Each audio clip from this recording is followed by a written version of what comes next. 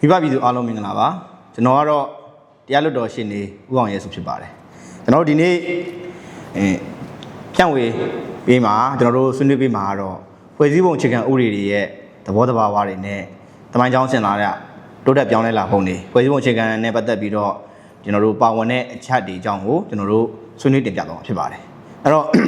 ့ဖွဲ့စည်းပုံအခြေခံဥပဒေရဲ့အဓိပ္ပာယ်သဘောတဘာဝရဲ့ရည်ရွယ်ချက်တွေကိုအကြောင်းကိုကျွန်တော်တို့ဥစွာဆွေးနွေးတင်ပြသွားမှာဖြစ်ပါတယ်အဲ့တော့ဖွဲ့စည်းပုံအခြေခံဥပဒေဆိုတာဘာလဲဆိုတော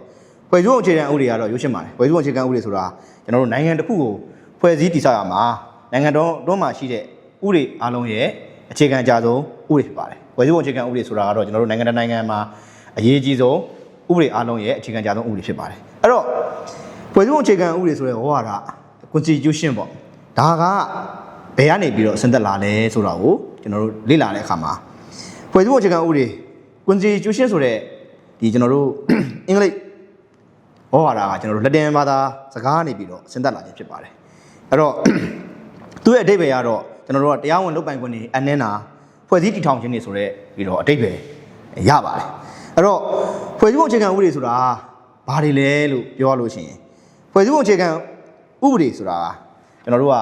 ဥပဒေပြုရေးအုပ်ချုပ်ရေးနဲ့တရားစီရင်နဲ့အခြားဥပဒေတွေကိုပြဋ္ဌာန်းပြီးတော့နိုင်ငံတစ်ခုရဲ့အာဏာနိုင်ငံရဲ့ဒီအာဏာခွဲဝေမှုရန်တရားတွေကိုလေဘက်ဆောင်ရွက်မှုမှာဆောင်ရွက်ခြင်းပဲဖြစ်တယ်ဘယ်လိုဆောင်ရွက်ရမလဲဆိုတဲ့အကြောင်းတွေကိုကျွန်တော်တို့ကပြဋ္ဌာန်းထားခြင်းဖြစ်ပါတယ်အဲ့တော့ဖွဲ့စည်းပုံအခြေခံဥပဒေဟာတနိုင်ငံလုံးမှာကျင့်သုံးတဲ့ရမယ်ဥပဒေတွေအဖွဲ့အစည်းတွေရဲ့အခြေခံလုပ်ငန်းစဉ်တွေနဲ့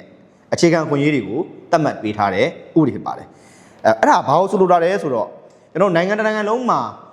ဒီအစိုးရဥပဒေပြုလွတ်တော်တရားစီရင်စတဲ့အဖွဲ့အစည်းတွေကနိုင်ငံမှာ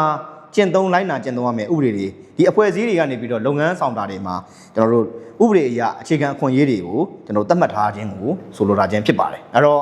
ဒီအုပ်ချုပ်ရေးမှာဘယ်လိုဆောင်ရွက်ရမလဲကျွန်တော်တရားစီရင်ရေးအဖွဲ့အစည်းတွေကဘယ်လိုဆောင်ရွက်ပြီးတော့ဥပဒေပြုရေးနဲ့ပတ်သက်လို့ရှိရင်ဘယ်လိုတွေဆောင်ရွက်မယ်ဆိုတဲ့အကြောင်းကိုပြဋ္ဌာန်းထားခြင်းဖြစ်ပါတယ်အဲ့တော့ဖွဲ့စည်းပုံအခြေခံဥပဒေရဲ့သဘောတဘာဝတွေကိုကျွန်တော်တို့ကဆွေးနွေးတင်ပြပြီးရဲ့နောက်မှာဒီဖွဲ့စည်းပုံအခြေခံဥပဒ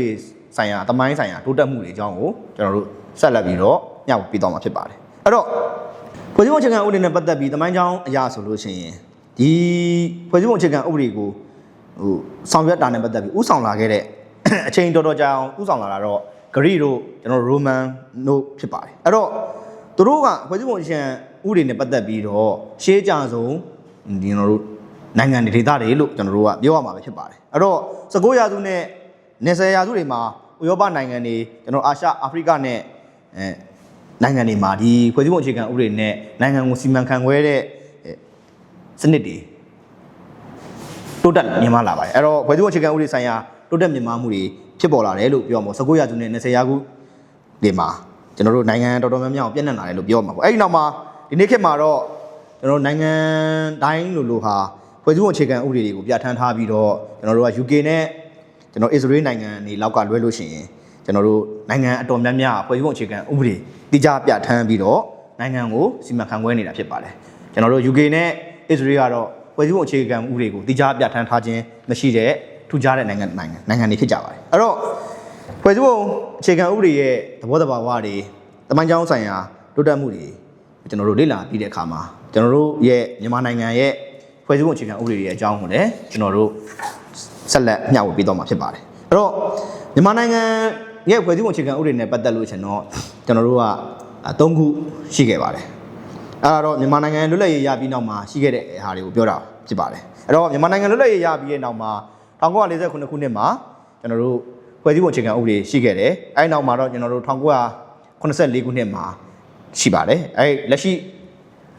ကျင့်သုံးနေတာကတော့2008ဖွဲ့စည်းပုံအခြေခံဥပဒေဖြစ်ပါတယ်အဲ့တော့1948ခုနှစ်ဖွဲ့စည်းပုံအခြေခံဥပဒေနဲ့1984ခုနှစ်မှာပြဋ္ဌာန်းခဲ့တဲ့ဖွဲ့စည်းပုံအခြေခံဥပဒေကိုတော့ကျင့်သုံးခြင်းမရှိတော့ဘဲနဲ့2008ဖွဲ့စည်းပုံအခြေခံဥပဒေကိုပဲကျွန်တော်တို့လက်ရှိကျင့်သုံးနေတာဖြစ်ပါတယ်အဲ့တော့2008ဖွဲ့စည်းပုံအခြေခံဥပဒေကဘယ်တော့မှအတည်ပြုခဲ့ပြီးတော့တစ်ချိန်မှာအာဏာတက်ဝင်ခဲ့တယ်ဆိုတဲ့အကြောင်းကိုကျွန်တော်တို့ဆက်လက်ပြီးတော့ဆွေးနွေးတင်ပြသွားမှာဖြစ်ပါတယ်အဲ့တော့2008ဖွဲ့စည်းပုံအခြေခံဥပဒေကိုကျွန်တော်2008ခုနှစ်မေလ30ရက်နေ့မှာကျွန်တော်တို့ပြည်လုံးကျွတ်ဆန္ဒခံယူပွဲတွေပြုလုပ်ပြီးတော့ပြည်လုံးကျွတ်ဆန္ဒခံယူပွဲနဲ့ပဲအတည်ပြုခဲ့တာဖြစ်ပါတယ်အဲ့ဒီဖွဲ့စည်းပုံအခြေခံဥပဒေကို29ရက်5လ2008ခုနှစ်မှာကျွန်တော်တို့အတည်ပြုပြဋ္ဌာန်းခဲ့တာဖြစ်ပြီးတော့ကျွန်တော်တို့ပထမအကြိမ် ပြည်သူ့လွှတ်တော်ကျင်းပတဲ့31ရက်တလ2017ရက်မှာကျွန်တော်တို့ဖွဲ့စည်းပုံအခြေခံဥပဒေဟာအာဏာသက်ဝင်ခဲ့ပါတယ်အဲ့တော့2008ဖွဲ့စည်းပုံအခြေခံဥပဒေမှာ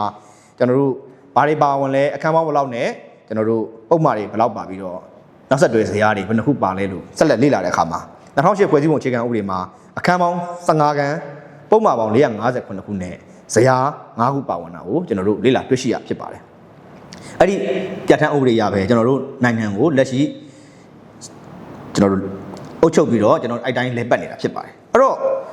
ကျွန်တော်တို့မြန်မာနိုင်ငံရဲ့ဖွဲ့စည်းပုံအခြေခံဥပဒေတွေမှာပါခဲ့တဲ့အဓိကအခြေခံမူတွေအကြောင်းကိုကျွန်တော်တို့ဆက်လက်လေ့လာတင်ပြသွားမှာဖြစ်ပါတယ်အဲ့တော့ဖွဲ့စည်းပုံအခြေခံဥပဒေရဲ့အဓိကအခြေခံမူတွေကဘာတွေလဲဆိုတော့အခြေခံမူပိုင်းကတော့ဥပဒေတစ်ခုလုံးရဲ့မူသဘောတရားတွေကိုပြဋ္ဌာန်းထားပြီးတော့ဒီအခြေခံမူတွေကိုအခြေခံပြီးတော့ပြဋ္ဌာန်းချက်အပိုင်းတွေကိုကျွန်တော်တို့ကပြဋ္ဌာန်းထားတာဖြစ်ပါတယ်အဲ့တော့ဖွဲ့စည်းပုံအခြေခံဥပဒေမှာအဓိကအခြေခံတွေကတော့ဘာလဲဆိုတော့အုပ်ချုပ်ရေးနယ်ပယ်လွှတ်တော်နဲ့တရားရုံးရဲ့အာဏာတွေကိုတိကျခွဲထားပြီးတော့ဒီအာဏာ3ရပ်ဟာအပြန်အလှန်ထိန်းကျောင်းရန်ရည်ရွယ်ထားတာဖြစ်ပါတယ်အဲ့တော့ဥပဒေပြုရေးအုပ်ချုပ်ရေးနဲ့တရားစီရင်နယ်ပယ်တွေကိုကျွန်တော်တို့အပြန်အလှန်ထိန်းကျောင်းခြင်းနဲ့တွားတာဖြစ်ပါတယ်ဖွဲ့စည်းပုံအခြေခံဥပဒေမှာခမ3ရာဖြစ်တဲ့ဥပဒေပြုရေးအုပ်ချုပ်ရေးနဲ့တရားစီရင်အာဏာကိုပိုင်းခြားသတ်မှတ်ပေးထားပြီးတော့အခြေခံဥပဒေအားလျော်စွာအရေးကြီးတဲ့ဥပဒေဖြစ်ပါတယ်အဲ့တော့ခမ3ပြာဆိုတာကတော့ကျွန်တော်ဖွဲ့စည်းပုံအခြေခံဥပဒေမှာပြဋ္ဌာန်းထားတဲ့စကားရက်အတိုင်းပြောတာဖြစ်ပြီးတော့ကျွန်တော်တို့လက်ရှိနိုင်ငံရေးသမားတွေကျွန်တော်မြန်မာမှာပြည်သူလူထုတွေပြောနေတဲ့စကားနဲ့ပြောရရင်တော့ကျွန်တော်တို့မန်တိုင်းကြီး3ရက်လို့ခေါ်တာဖြစ်ပါတယ်အဲ့တော့ဒီမန်တိုင်း3ရက်ဟာအပြန်အလှန်ထိန်းကျောင်းတဲ့သဘောတရားနဲ့ထိန်းကျောင်းတဲ့စနစ်နဲ့တွားတာဖြစ်ပါတယ်ဖွဲ့စည်းပုံအခြေခံဥပဒေမှာ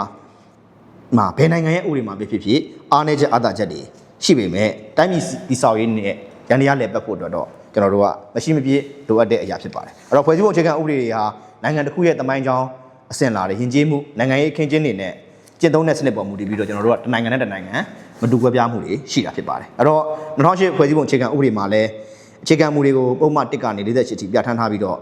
နိုင်ငံတော်ရဲ့အခြေခံမူတွေဟာဥပဒေပြုရေးလွှတ်တော်ကဥပဒေပြဋ္ဌာန်းရမှာဖြစ်တော့၎င်းဖွဲ့စည်းပုံအခြေခံဥပဒေနဲ့အခြားဥပဒေများပြဋ္ဌာန်းရမှာသက်ဆိုင်ရာအနက်ရိပ်ပဲဖွင့်ဆိုရတဲ့ကောင်လိုက်နာရမယ်လက်ညှိချက်တွေဖြစ်ပါတယ်အဲ့တော့ဖွဲ့စည်းပုံအခြေခံဥပဒေရဲ့အဓိကအခြေခံမူတွေဟာဥပဒေပြုလွှတ်တော်ကနေပြီးတော့ဥပဒေတွေပြဋ္ဌာန်းမယ်ကျွန်တော်တို့ဆောင်ရွက်မယ်ပြင်ဆင်ဖြည့်စွက်မယ်ပြီးလို့ရှိရင်ကျွန်တော်တို့စကားရည်များအနက်ရိပ်ပဲဖွင့်ဆိုရေးခံရကိစ္စတွေမှာအရေးပါတဲ့အခန်းကဏ္ဍဖြစ်ပါတယ်ကျွန်တော်တို့ဒီကနေ့ကတော့ဒီလောက်နဲ့ပဲကျန်နာခွင့်ပြုပါအားလုံးကိုကျေးဇူးတင်ပါတယ်